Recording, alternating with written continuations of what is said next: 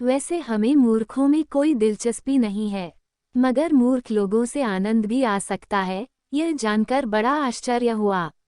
मैंने अपनी पत्नी को काफी खुश देखा तो अपने कौतूहल को रोक नहीं सके और बरबस पूछ बैठे, प्रिय, एक बात तो बताओ, आपने हमसे विवाह किया था तब 7 फेरों के समय आपने भी वचन लिया था कि अब सारे दुख और सुख दोनों के हैं, अकेले का कुछ नहीं है।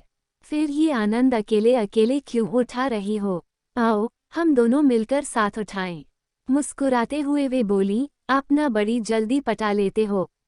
शादी से पहले न जाने कितनी लड़कियों को पटाया होगा आपने। राम राम राम। प्रिय, ये पटाना बड़ा तुच्छ, असंस्कारी और अमर्यादित शब्द है जो आप जैसी सुशिक्षित, विदुषी और सभ्य महिला की जिह्वा पर शोभा नहीं देता है। आप कह सकते हैं कि हम सम्मोहिनी विद्या के प्रकांड पंडित हैं। वैसे एक बात बता देते हैं कि हमने इस विद्या का उपयोग केवल आप पर ही किया है, अन्य किसी सुंदरी पर नहीं। पर यह विषय छेड़कर आप मूल बात से मेरा ध्यान क्यों भटका रही हो? मूल विषय पर आ जाओ। आनंद के सागर में क्यों ना हम दोनों साथ गोते लगाएं? अरे हाँ, मैं तो भूल ही गई थी। चलो वो कहानी मैं आपको सुना देती हूँ। और वे कहानी सुनाने लगी। एक बार बादशाह अकबर का दरबार लगा था। सभी दरबारी खुसुर पुसुर कर रहे थे। बादशाह ने दरबारियों से कारण पूछा तो एक दरबारी जो बीरबल से जलता था, बीरबल की ओर देखकर बोला, महाराज, आजकल दरबार में मूर्ख बहुत हो गए हैं। बस इसी बात पर हम लोग बात कर रहे थे। अकबर सोच में पड़ गया कि वास्तव में मूर्ख लोग होते भी हैं या नहीं। कुछ देर सोचकर अकबर ने बीरबल से कहा, बीरबल जाओ, राज्य का दौरा करो और 4 सबसे बड़े मूर्खों को लेकर आओ। जो आज्ञा कहकर बीरबल चला गया। 1 महीने तक बीरबल मौज उड़ाता रहा और 1 महीने के बाद वह 2 लोगों को लेकर अकबर के दरबार में आया तो अकबर आग बबूल हो गया। अकबर ने बीरबल से कड़क कर पूछा, तुम्हें 4 मूर्खों को लाने का आदेश दिया था मगर तुम केवल 2 ही लाए हो। क्या राजाज्ञा भी भूल गए थे? नहीं जहांपनाह, राजाज्ञा कैसे भूल सकता हूँ मैं? आपके आदेश का पालन किया है मैंने। पर आदमी तो 2 ही हैं। हुजूर, 2 नहीं 4 हैं। दरबारी बड़े खुश हो रहे थे कि आज तो बीरबल की ऐसी तैसी होने वाली है। अकबर ने गुस्से से कहा, बीरबल, तुम भरे दरबार में झूठ बोल रहे हो।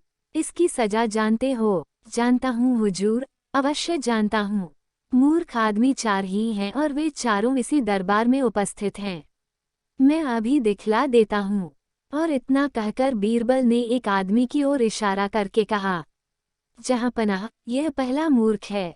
यह घोड़े पर बैठकर जा रहा था और इसने अपने सिर पर एक गट्ठर भी लाद रखा था। जब इससे पूछा कि सिर पर गट्ठर क्यों लाद रखा है तो इसने कहा कि घोड़े पर गट्ठर रखने से घोड़ा बोझ से दब जाएगा। तो यह पहला मूर्ख हुआ।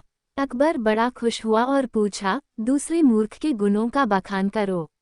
बीरबल कहने लगा, महाराज, यह है दूसरा मूर्ख। यह पूरे मोहल्ले में मिठाई बांट रहा था। पूछने पर इसने बताया कि इसकी बीवी ने दूसरा पति चुन लिया है और वो उसके साथ विवाह करने जा रही है और उसे भी विवाह में आमंत्रित किया है। इसी खुशी में यह मिठाई बांट रहा था। इससे बड़ा मूर्ख और कौन होगा जहांपनाह? बीरबल की बात सुनकर अकबर बहुत जोर से हंसा। फिर कहने लगा, बाकी 2 कहाँ हैं? गुस्ताखी माफ करें हुजूर, तीसरा मूर्ख मैं हूँ जो राज्य के इतने महत्वपूर्ण कामों को छोड़कर मूर्खों की तलाश में 1 महीने भटका। मुझसे बड़ा मूर्ख और कौन होगा?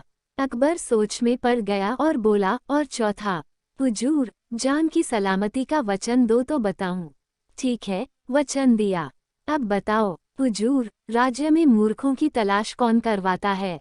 एक मूर्ख ही ऐसा काम करेगा। इस तरह चौथे मूर्ख आप हैं जहांपनाह। अकबर बहुत देर तक हंसा और बीरबल की बुद्धिमानी पर खुश हो गया।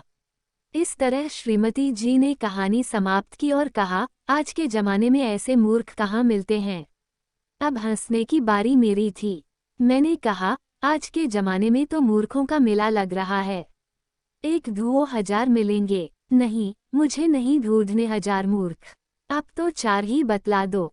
मैंने कहा, देवी जी, पहले मूर्ख तो वे लोग हैं जो अपने ही धर्म, अपने ही देवी देवताओं, अपनी ही संस्कृति का मजाक उड़वाने के लिए तथाकथित कॉमेडी शो में जाते हैं। यप्पी के जैसी मूवी को अपने ही पैसे खर्च कर देखने जाते हैं और अपना मजाक उड़वाते हैं। दूसरे तरह के मूर्ख वे हैं जो कट्टर ईमानदारी के झांसों में आकर झूठे, बेईमान, धूर्त, मक्कार, महाभ्रष्ट नेताओं को अपना कीमती वोट दे आते हैं और पूरे 5 साल ठगाते रहते हैं। श्रीमती जी हमारी बातों से बड़ी खुश हुई और कहने लगी, तीसरा कौन? जवाब देना खतरनाक था पर देना तो था ही। तीसरी मूर्ख आप हैं देवी जी। आज के जमाने में भी आप मूर्खों को खोज रही हैं और चौथा मूर्ख में जो एक मूर्ख के कहने पर मैं मूर्खता की कहानी कह रहा हूँ। वैसे देखा जाए तो 5वां मूर्ख भी है इस कहानी में। 5वां वो कौन है? वो जो इस कहानी को पढ़कर मुस्कुरा रहा है। और हाँ, छठा मूर्ख वह है जो वीडियो को बिना लाइक किए और चैनल को सब्सक्राइब किए बिना चला जाएगा। हम दोनों ठहाके लगाकर हंस पड़े।